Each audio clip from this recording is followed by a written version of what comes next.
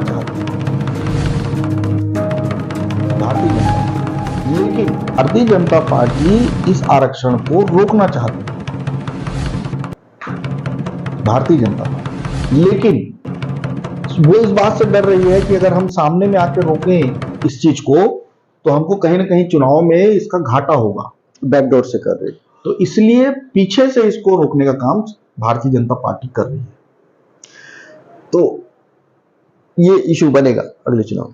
बिल्कुल बनेगा। अगर भारतीय जनता पार्टी दोगलापन करेगी, सर्वसम्मति से विधानसभा में पास करेगी और पीछे से इसको रोकने का काम करेगी, तो ये तो दोगलापन है, छत्तीसगढ़ के जनता के साथ दोगलापन है, तो ये बिल्कुल विषय बनेगा। नमस्कार, जय हिंद, जोहार, जय छत्तीसगढ़। मैं विनय पांडे। आपने देखना शुरू कर दिया है मुनादी चौपाल।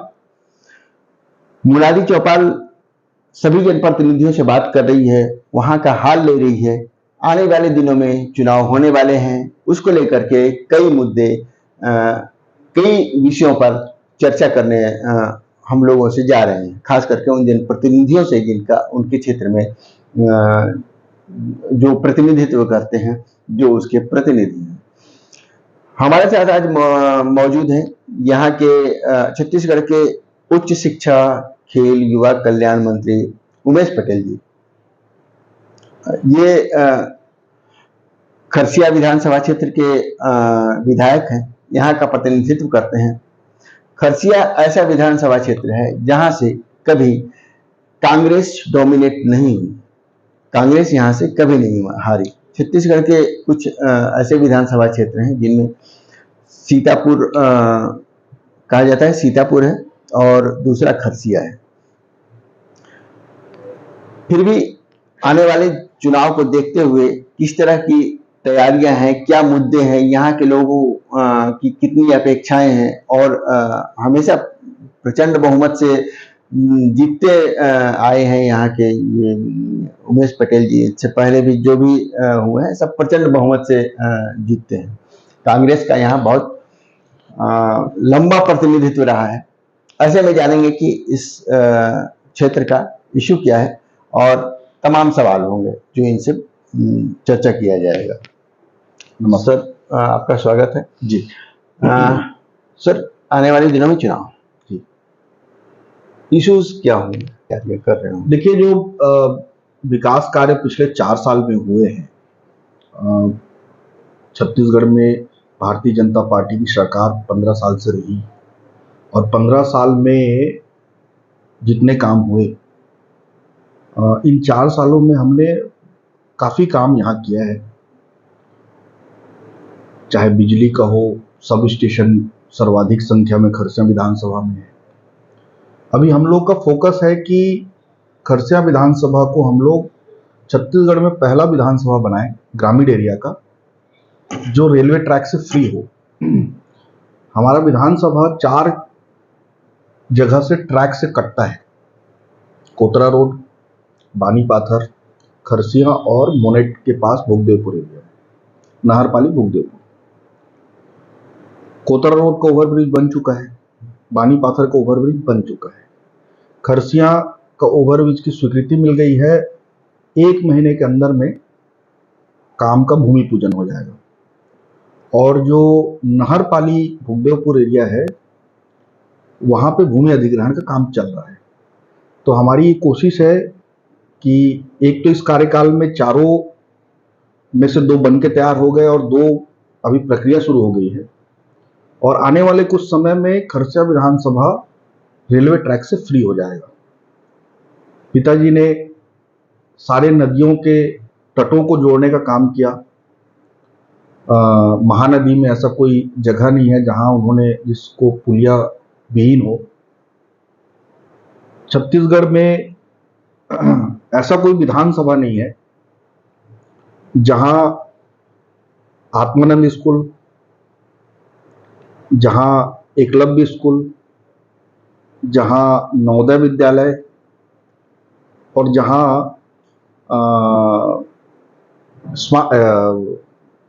स्कूल, इन तीनों स्कूल का कॉम्बिनेशन कोई और विधानसभा में नहीं है। ये सिर्फ खरसिया विधानसभा है।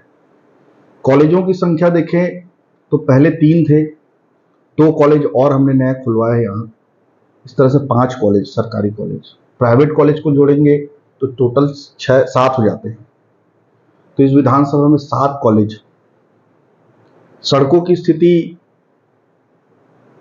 खराब थी, जिसको अभी सुधरवाने का काम हमने किया है, और सड़कों को इस तरह से बनवाया है कि लंबा चले। उससे क्वालिटी पे भी फोकस किया है, और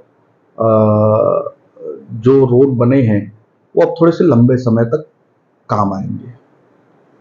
तो अलग अलग तरीके से यहाँ के विकास का काम जो रुका हुआ था उसको हमने बढ़ाया। हायर एजुकेशन मिनिस्टर यहाँ पे, तो अभी हाल में ही बहुत बड़ा अचीवमेंट हुआ है जिसमें अवार्ड भी मिला है, क्या था वो, उसके बारे में थोड़ा सा बताएं। और देखिए, जब मैं हायर एजुकेशन ज्वाइन किया एज अ मिनिस्टर, तो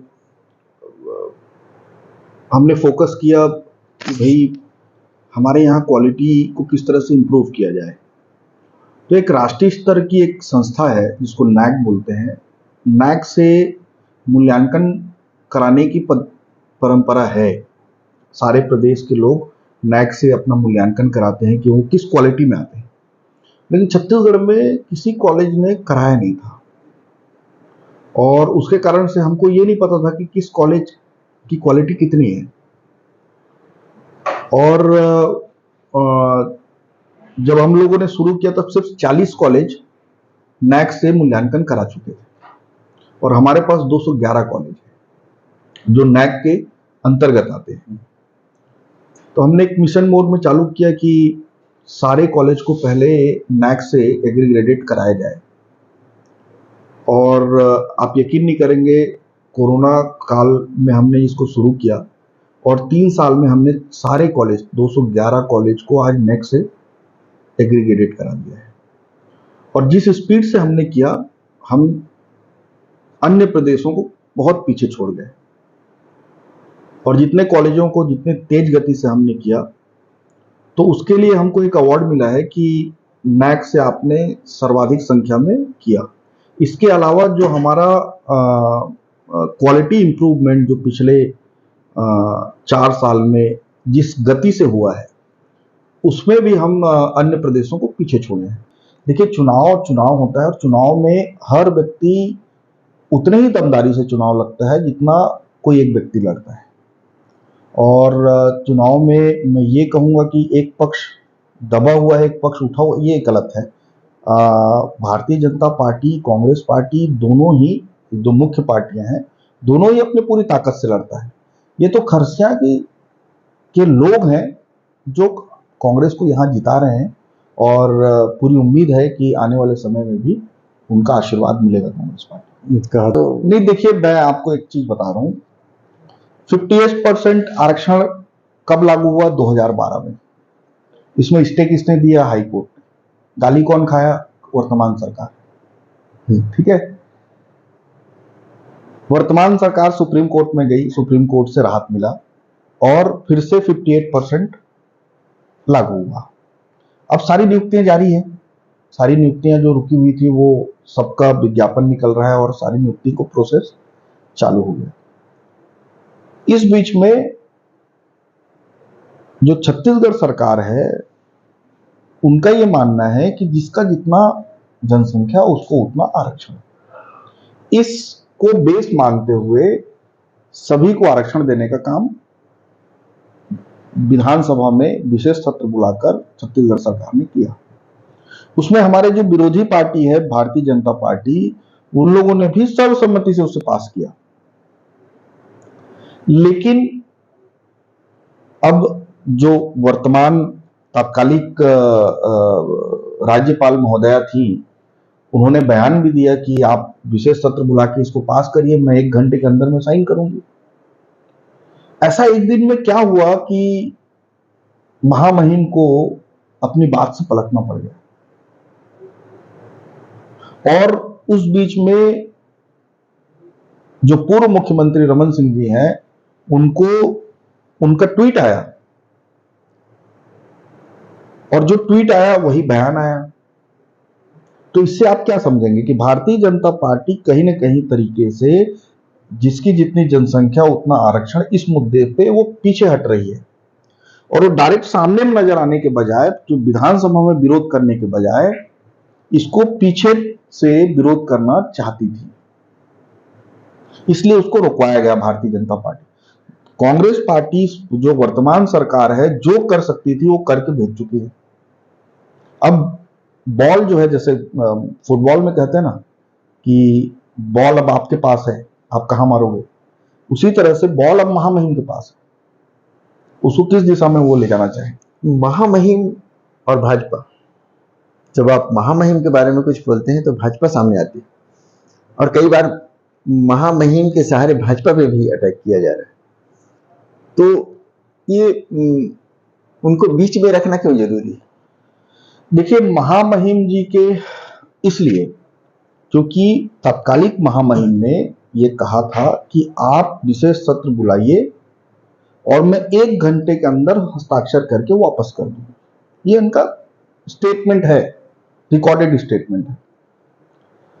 लेकिन जैसे ही विशेष सत्र बुलाया गया और पास किया गया सर्वसम्मति से, वैसे ही दूसरे दिन से बात बदल जाती है और फिर ट्वीट आता है डॉक्टर रमन सिंह जी का कि ये आरक्षण नहीं हो सकता, ये नहीं हो सकता, वो नहीं हो सकता, और फिर दूसरे दिन से ये काम रुक जाता है। तो भारतीय जनता पार्टी कहीं ना कहीं पीछे न, मेरा आरोप है ये सीधा, कि भारतीय जनता पार्टी इस आरक्षण को रोकना चाहती है, भारतीय जनता पार्टी। लेकिन वो इस बात से डर रही है कि अगर हम सामने में आके रोकें इस चीज को तो हमको कहीं ना कहीं चुनाव में इसका घाटा होगा, बैकडोर से कर रही है। तो इसलिए पीछे से इसको रोकने का काम भारतीय जनता पार्टी कर रही है। तो ये इशू बनेगा अगले चुनाव में? बिल्कुल बनेगा। अगर भारतीय जनता पार्टी ये दोगलापन करेगी, सर्वसम्मति से विधानसभा में पास करेगी और पीछे से इसको रोकने का काम करेगी, तो ये तो दोगलापन है, छत्तीसगढ़ के जनता के साथ दोगलापन है, तो ये बिल्कुल विषय बनेगा।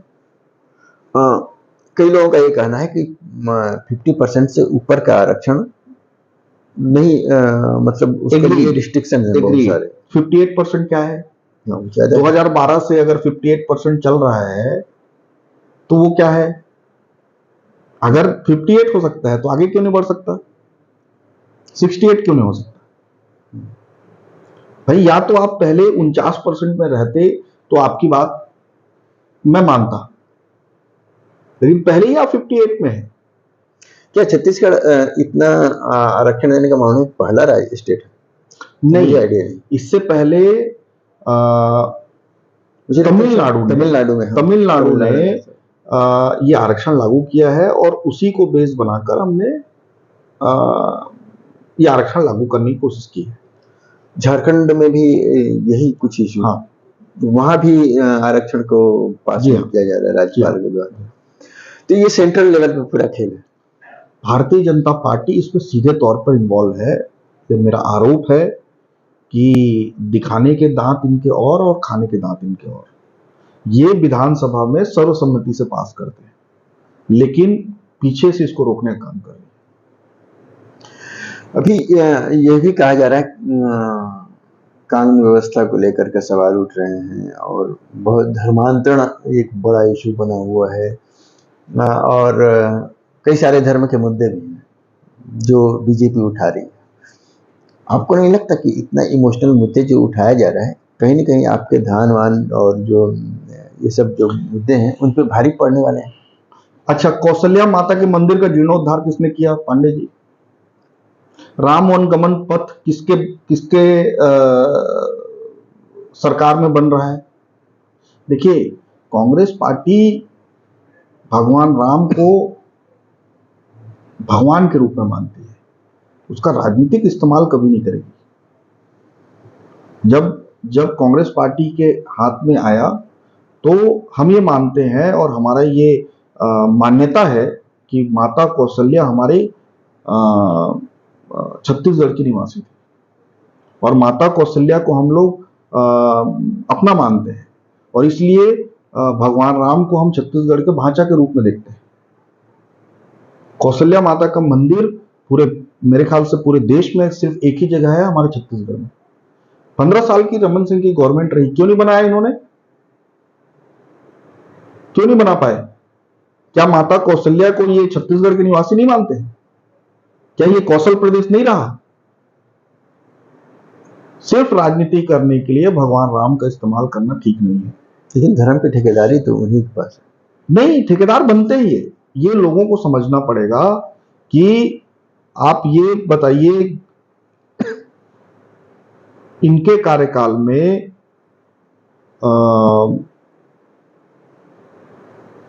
जो गाय और बैल जो हमारे थे, ये रोड में घूमते थे, क्या एक प्रयास इनके द्वारा किया गया कि उनको किसी तरह से बचाया जाए? नहीं, प्रयास नहीं किया गया। देखिए, सफलता असफलता अलग चीज है। हमने गौठान बनाया, कितने सफल हैं कितने असफल थे, इस पर डिबेट हो सकता है, लेकिन हमने प्रयास किया। आपके पास कोई बेहतर उपाय है तो बताइए, हम वो भी करने को तैयार हैं। लेकिन एक प्रयास हमारे द्वारा किया गया। हमने गोबर को खरीदने का काम किया, प्रयास किया गया हमारे द्वारा। सफलता असफलता अलग जगह। और मैं तो ये ओपन चैलेंज कर रहा हूं कि हमारे यहाँ जो गाय है जो सड़क पे घूम रहे हैं, उनको बचाने के लिए कोई बेहतर उपाय है तो सामने आए, हम उसको करेंगे। लेकिन हमने एक प्रयास किया। तो ऐसे जो क्या रमन सिंह जी की सरकार 15 साल में किसी तरह का प्रयास किया? उन्होंने कोई प्रयास किया कि हमारे गायों को रक्षा किया जाए, गोबर को खरीदा जाए? यहां तक कि भारतीय जनता पार्टी के एक तत्कालिक विधायक गोबर खरीदी पे मजाक उड़ाते हैं। इसको बोलते हैं कि राष्ट्रीय प्रतीक बना दिया जाए, छत्तीसगढ़ का प्रतीक बना दिया जाए। हंसी ठिठोली करते हैं लोग। और मैं ऐसे लोगों को क्या बोलूं, जो भारत रत्न अटल बिहारी वाजपेयी को 100 पे उसके जो कलश था वो मंच पे रखा हुआ था और यहाँ हंसी ठिठोली चल रही थी, मैं ऐसे लोगों से क्या उम्मीद रखूं? पांडे जी, ये गोबर का बिल्कुल मजाक उड़ाएंगे। ऐसे जो इमोशनल प्रोपेगेंडा जो होता है, कहीं ना कहीं हम लोगों को टच करने के लिए ही तो किया जाता है। हम लोग जो काम कर रहे हैं, जो प्रयास छत्तीसगढ़ सरकार की तरफ से चल रहा है, चाहे गौठान के रूप में, चाहे राम वन गमन पथ के रूप में, चाहे कौशल्या माता के मंदिर का जीर्णोद्धार के रूप में, ये सब काम हम लोग कर रहे हैं। और मुझे लगता है छत्तीसगढ़ की जनता को बहुत ज्यादा बताने की जरूरत नहीं, बहुत जागरूक है। छत्तीसगढ़ के लोग बहुत जागरूक हैं। ये किसी के परसेप्शन बनाने से नहीं बनते लोग। छत्तीसगढ़ के लोग बहुत जागरूक लोग हैं और समझते हैं, और मुझे लगता है कि ये इनको सारा चीज दिख रहा है और ये चुनाव में भी इसका असर होगा। धान खरीदी हम लोगों ने किया, 2500 रुपए में धान खरीदने की बात हमने कही। हमने भूमिहीन किसानों, भूमिहीन जो मजदूर थे, उनको लगभग बोनस के बराबर पैसे देने का काम किया। बिजली बिल को हाफ किया। कुल मिला के जो हम लोगों ने कहा था चुनाव में मेन मुद्दे, उसमें से बहुत सारे काम हम कर पाए। ये जो भरोसा है कि हमने जो कहा उसको करने का काम हमने जो किया है, उसमें कुछ छूटे हैं। मैं बिल्कुल इस बात से सहमत हूं कि सारे काम हम नहीं कर पाए, लेकिन ज्यादातर काम हम करने में सफल हुए हैं। ये जो भरोसा दिलाता है लोगों के बीच में, इसमें मैं बहुत उम्मीद रखता हूं कि ये सर्वाधिक काम करेगा छत्तीसगढ़ की जनता। Thank you sir. ये थी हमारे साथ प्रदेश के उच्च शिक्षा मंत्री उमेश पटेल जी। ये एक तो खुद भी युवा है, युवा मंत्रालय को भी देख रहे हैं, और दूसरे पॉलिटिक्स के बारे में कहा जाता है कि काजल के कोठरी में कितनों सयान हो जाए, एक लीक काजल को लागी है सुलागी है। लेकिन अभी तक इनके ऊपर कोई इस तरह का काजल का छींटा भी नहीं पड़ा है, और 10 साल राजनीति करने के बाद बिना किसी छींटे के रह जाना, ये भी बहुत बड़ी उपलब्धि होती है। व्यक्तिगत रूप से इनके लिए ये है। तो देखते रहिए मुलादी चौपाल, सब्सक्राइब कीजिए, लाइक कीजिए, और अगर आपके जहन में कुछ सवाल है तो कमेंट करके हमसे पूछिए, हम उसका जवाब जरूर देंगे। Thank you.